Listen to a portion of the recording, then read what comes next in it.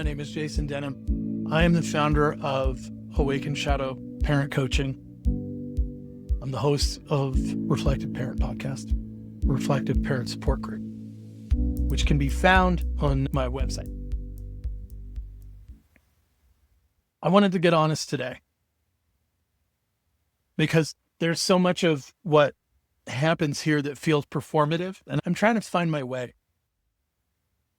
In a way, I'm trying to find my voice in this medium because I've been cultivating my voice on the trail, in the woods, in residential settings, and in foster care, and in communication, kind of one human at a time or small groups. But I'm trying to talk to a lot of people all at once. And I don't know if I've been coming across the way that feels most authentic. And I really want to do that. I have to get frustrated with myself, and I am, because I'm trying to convey important information. I want to tell you how important that I think families like yours are. I want to tell you how important I think relationships where we nurture and grow, guide, mentor are. They're so important. They're so powerful. I was talking with a client who was in a space, I can't believe you're still with us here. This is so complicated. What's going on with our family? And I said, I can't imagine being anywhere else. The more complex, the better, is the way that I feel about this. I like to joke with people sometimes and be like, yeah, I'm sick like that. I want to walk through the darkness with you. And I joke, I lighten the mood a little bit on that because a lot of people aren't really wanting that. They aren't really willing to do that. And I'm weird because I've always wanted to do that. I've been working on telling a story. Where does this come from? And I've been trying to record it. And that's what got me frustrated, is that I'm trying to read it off the page. I do better off the cuff. I do better if it comes from here. I'm not the only one, I know. This is probably going to help a lot. It's this stuff. The mistakes. The things that I had to learn how to do that seemed like they were so much harder for me than other people, that kicked off my life and set me in the series of catastrophes. So I'll take you back. When I was 8, I was in, I guess it was like second grade. I started getting migraines. My vision would get all blurry. I was really struggling with following directions. The school was starting to slip through my fingers already. And I was really hard on myself. I was getting lots of criticism. I was getting lots of corrections. I did not know that I had combined type ADHD. And by the time I made it to 4th grade, I started having seizures. I started having grand mal seizures. We thought maybe it was related to video games because I had one after watching a friend play a video game. That one was so severe. The neighborhood kids were around me. I fell off my bike. I had the seizure, wet my pants. So people saw it. And I was so confused waking up in the ambulance on the way to the hospital. And my life was forever changed because now I'm that kid. You could see my problems. I thought I was hiding them before. But after that, if I got overheated or if I got stressed out, I might have these spells where I'd be wandering around, blurry vision, somersaults in my stomach. And I just want to go home. I just try to walk home. Almost walked out on the highway at one point. And as this has been going on, I've got this other buddy, Oliver. We'll call him Oliver for this. He had migraines too. And my migraines gave way to the seizures. It was strange, but I remember he got sick once because it's the pain he was in. And the kids were freaking out. Ew, gross. And I put my hand on his shoulder. I was just like, hey, I understand what this is. It's going to be okay, man. And I helped him to the adults. I went to the kids and I was just like, hey, this is just something that's happening for him right now. Like, why don't we all chill out and maybe keep these comments to yourselves and whatnot. And in that moment, something shifted for me. This way that when we're faced with real struggle, we grow, right? And I had this wisdom I couldn't explain. But I was also feeling so incredibly othered, and that I didn't really have anybody to talk to about this. But I really liked being the person who could talk to someone else about an experience I might understand. What I've been calling that for a long time is the darkness. In the darkness, you feel alone. In the darkness, it doesn't feel like you can find your way. But is the darkness inherently bad? We enjoy the darkness when we sleep. So I can mean a lot of different things with darkness. And as I got older, I was still so painfully shy, and so much of what I did with other people, it felt wrong. It felt like I was getting corrections all the time. I was still being told, why don't you get this? Are you stupid or something? All of these messages that made me feel like I really needed to know my place, and it was that I'm less than. Except for when there were people suffering or in darkness. All of the insecurity melted away and I could just show up. So when I got through a lot of bullying and a lot of awkward through the junior high years, I found myself in high school being the person that people called when stuff was going wrong, when there were problems with relationships, when there were people who had pregnancy scares, and when there were people who were cutting. This transcended into college. And somewhere along the path, I found alcohol around 18.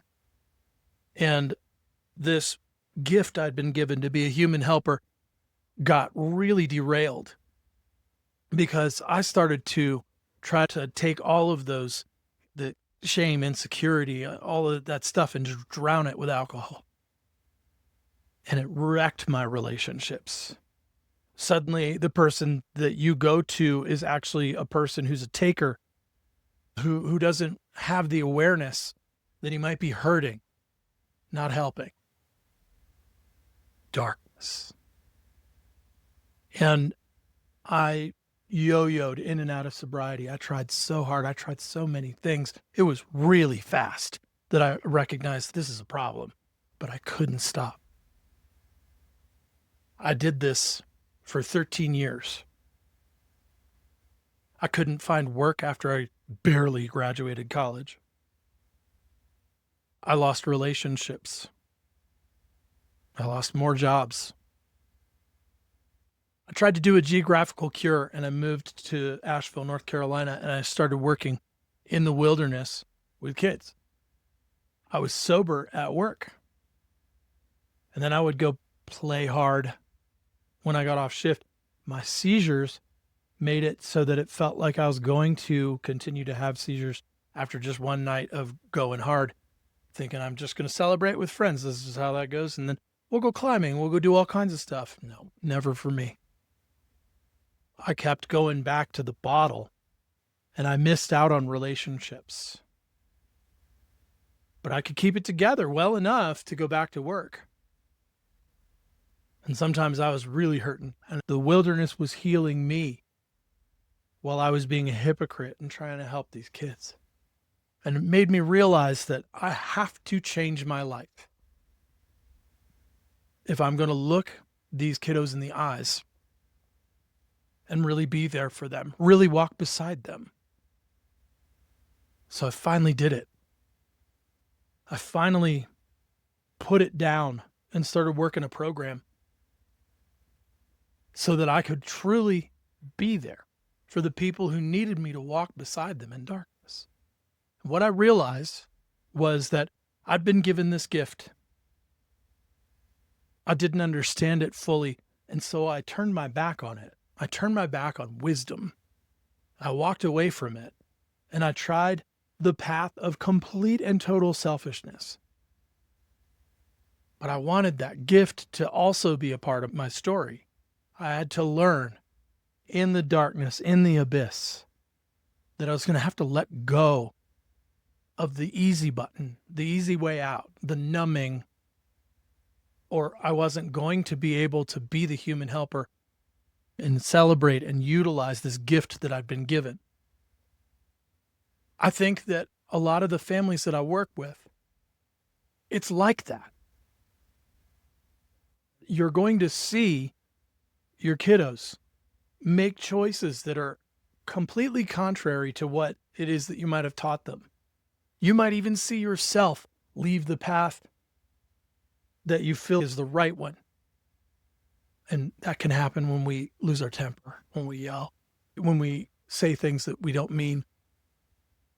With the best of intentions, sometimes we're imperfect, right? I needed to go into darkness to better appreciate the light.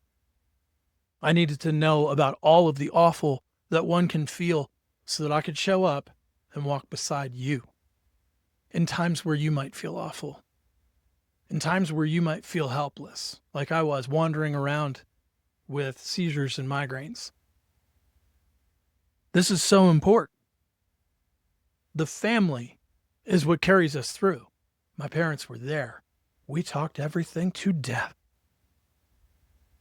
We talked about what was real. We talked about what was important, even though I was trying to get away from all of that. I was trying to hide. It stayed, even though I went off the rails for years. The connection that my parents tried so hard to keep and to deepen, I found it useful working with so many kiddos in the woods. And as I grew, because they helped me do that, our relationships became really important too. I don't know if my kiddos know that. But after working in the field for 13 years, directly with teenagers from all over the country, I hope some of them know that they grew me more than I would ever grow them. And that our relationship was valuable and important. These are the kinds of relationships I want to build with you and your family. These are the kinds of scenarios like mine that I want to walk through with you. It doesn't matter how bad you think it is. It doesn't matter how complex you think it is. If you're willing to do the work, like I was willing to do the work, when I could see myself making these mistakes and I knew that I needed to be more reflective and change me first before I could ask anything of those kiddos I got to work with, we can overcome. We can solve much of the problems. We can learn to accept the things that we cannot change. And we can have courageous vulnerability surrounding the change that can happen within you, the parents, so that you role model it and then your kids know they can change too. And we all walk together out of the darkness into the light and appreciate what the light really means. It's so much bigger than just one family's dynamic. When we are here for each other in this one family dynamic, others see it too. Others want what you have. You can tell your story in your communities and bring about the kind of change that uplifts the country, even in the times that we're in currently. It's not a small thing that we're doing here.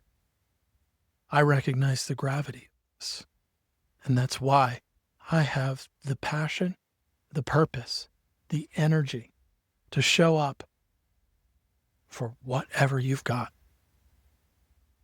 This is my attempt at giving you first some of that vulnerability.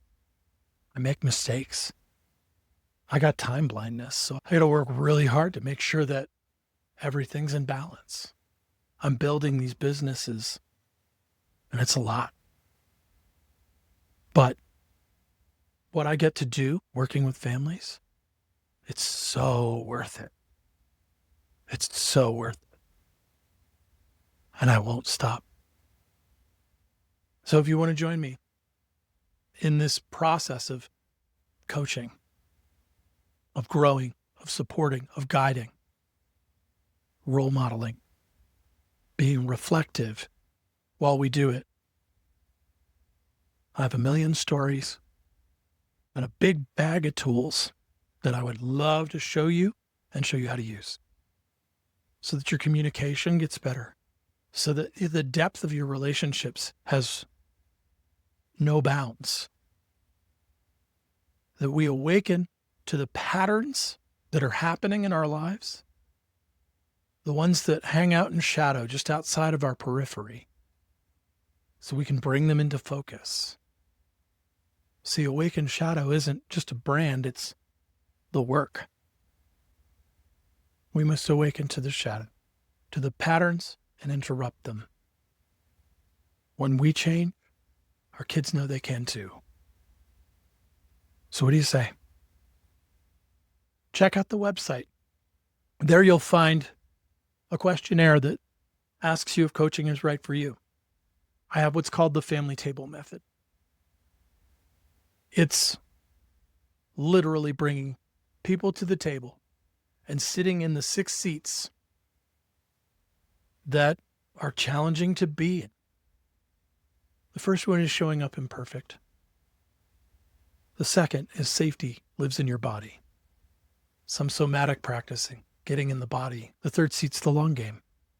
Think about who you want your kiddos to be in 5 years from now. How's your family going to look?